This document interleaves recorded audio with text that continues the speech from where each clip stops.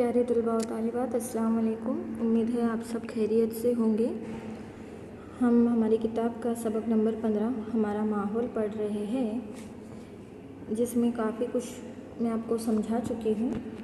जैसे कि हमारा माहौल क्या है, उसके बाद हमारे माहौल के कितने अज्जा हैं और उन अज्जा की क्या खुसूसियात है। तो हमारे अज्जा में हयातियाती तनज़्ज़ुल पज़ीर अशिया, गैर हयातियाती तनज़्ज़ुल पज़ीर अशिया मैं आपको समझा चुकी हूँ।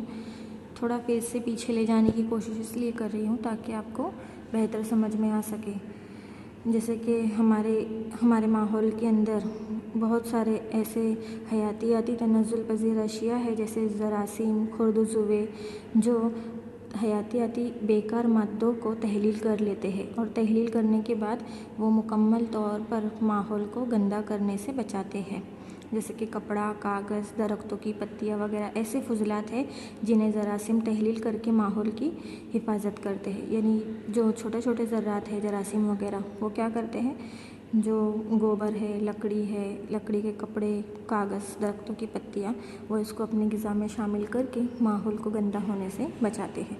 उसके बाद गैर हयातियाती तनज़्ज़ुल पज़ीर अशिया में ऐसे अशिया जिसे खुर्द-उज़्वे या जरासीम जो है वो तहलील नहीं कर सकते, ऐसी अशिया गैर हयातियाती तनज़्ज़ुल पज़ीर अशिया कहलाती है। जैसे प्लास्टिक, कांच के टुकड़े, एल्यूमिनियम की पट्टियाँ, जिसे जरासीम वगैरह जो खुर्द मादे हैं, खुर्द अज्जा है, वो तहलील नहीं कर सकती और ना ही वो मिट्टी में दब सकती है। उसे गैर हयातियाती तनज़्ज़ुल पज़ीर अशिया कहते हैं। उसके बाद हमने पढ़ा था माहौलियाती निज़ाम, जिसे गुजराती में निवसन तंत्र कहते हैं। उसके बारे में भी काफ़ी कुछ आपको मैं समझा चुकी थी कि जिस तरीके से हमारे आसपास के माहौल में ज़िंदा या ना ज़िंदा अवामिल का जो आपसी ताल्लुक़ है वो माहौलियाती निज़ाम कहलाता है।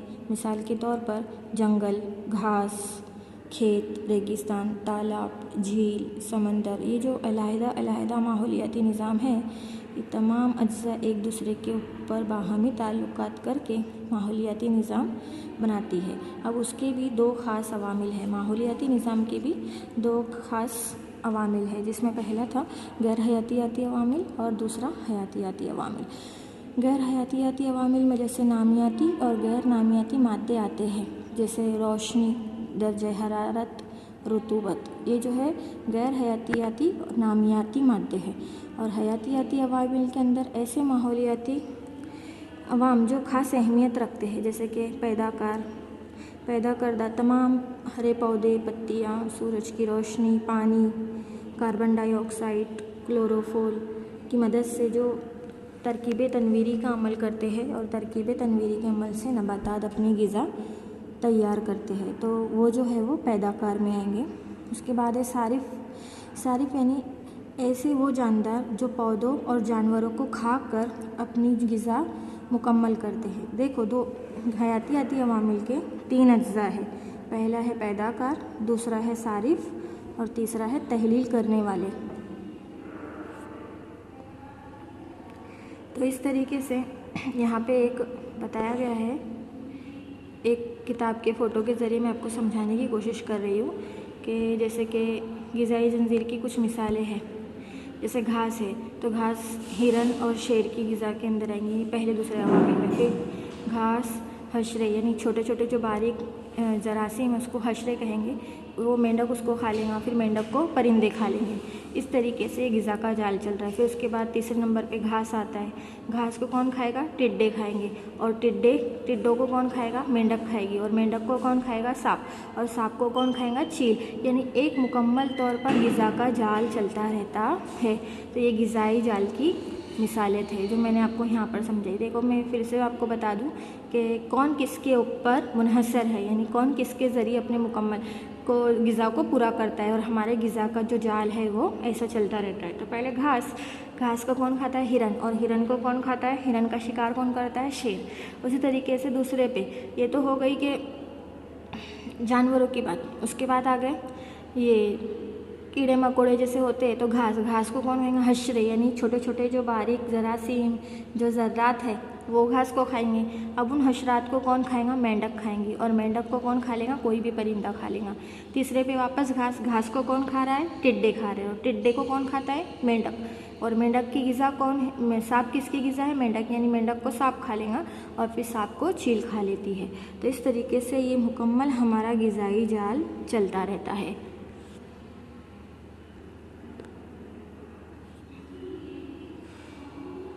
ग़िज़ाई जाल को गुजराती में आहार श्रृंखला तेमज आहार जाल कहते हैं। और एक नामियाती जिस्म दूसरे नामियाती जिस्म को खाने के सिलसिले और अमल को ग़िज़ाई जाल या ग़िज़ाई जंजीर कहते हैं। अब हम देखते हैं कि हमारा जो निज़ाम है वो एक दूसरे के ऊपर चल रहा है ना। अगर कोई भी किसी को खाएगा नहीं और सब पूरी नबातात जो है सारे जितने भी इंसान जानवर हैवानात हैं वो तमाम के तमाम सिर्फ नबातात को ही खाने लगेंगे तो क्या होगा? फिर जानवरों की पैदावार बढ़ जाएगी ना। कितने जानवर हो जाएंगे? हमारे आसपास जो हम देखते हैं शहरों में भी जानवर आना शुरू हो जाएंगे। तो ये कुदरती निज़ाम है जो एक के ऊपर एक रखा गया है ताकि पूरा निज़ाम जो है वो बेहतरीन तरीके से चल सके। उम्मीद है आपको ये समझ में आया होगा ग़िज़ाई जाल। ये इम्तिहान में पूछा जाता है। देखो ये यहाँ पर वही बताया गया है ग़िज़ाई जाल का कि कौन किसके का शिकार करके अपनी ग़िज़ा बनाता है और ग़िज़ा बनाने के बाद जाल मुकम्मल होता है। घास हिरन खाएगा और हिरन को शेर खाएगा। और इस तरीके से ये जाल यहाँ पर देखो, ये जैसे वो पिछली स्लाइड में आपने ABC देखा ना, उसमें घास था, उसी तरीके से जैसे घास यहाँ पर भी है। A ग्रुप, B ग्रुप और C ग्रुप में बता दिया गया है कि कौन किसका शिकार करके तस्वीर के ज़रिए आप बआसानी समझ सकते हो। अब आता है ग़िज़ाइयत के ज़राए। अब ग़िज़ाइयत के ज़राए के अंदर क्या होता है? पोषक स्तरों। तो इसके अंदर ये जो है एक मुकम्मल मुसल्लस बताया गया है और वो मुसल्लस के ज़रिए ग़िज़ाइयत के ज़राए को पूरा करने की ये बताई गई है। अब जैसे मिसाल के तौर पर नीचे से देखेंगे, जैसे घास है तो घास को कौन खा रहा है? कीड़े मकोड़े, छोटे जानवर, चूहे, कीड़े मकोड़े जो भी है वो खा रहा है। अब ये छोटे कीड़े मकोड़ों को कौन खा रहा है? तो उससे थोड़े ऊपर की लेवल की जैसे चील है, मेंढक है और टिड्डे है, ये उसको खा रहे हैं। अब ये चील, मेंढक, टिड्डे, इसके ऊपर क्या है? सांप और अजदे है, ये इनको खा रहे हैं। और इसी तरीके से इन दोनों को कौन खा रहा है? चील खा रहा है। तो ये अव्वल, दुवम और सुवम ऐसे दर्जे के सारिफ के अंदर इसका जिक्र किया गया है। यानी कि पहले नंबर पे जो है ये तहलील करने वाला, ये जो पहला नंबर A नीचे जो घास का दिया गया है ये एक नंबर, ये जो है ये पैदाकार है। फिर दूसरे नंबर पर है सारिफ, यानी अपनी ग़िज़ा वो घास को बनाते हैं। फिर सारिफ के ऊपर कौन है? तहलील करने वाले, यानी ये फफूंद वगैरह ऐसे जरासीम जो उसके ऊपर की नबातात को खाते हैं। तो इस तरीके से ये पोषक स्तर यानी पोषक का जो है ये जाल बनता है। तो ये जो एक है ये एक तरीके का हमारा निज़ाम है जो निज़ाम मुकम्मल तौर पर ऐसा ही चलता रहता है। और ऐसा निज़ाम चलने की वजह से ही हमारे माहौल का जो मुकम्मल बुनियाद है वो एक इस तरह माहौलियत के निज़ाम को बरकरार रखने के लिए ये जो है ग़िज़ाइयत के ज़राए पैदा किए जाते हैं ताकि माहौल का निज़ाम जो है वो ख़राब ना हो और ना ही बहुत ज़्यादा नबातात की पैदावार हो, ना ही ज़्यादा जो है वो कीड़े मकोड़ों की पैदावार ज़्यादा हो।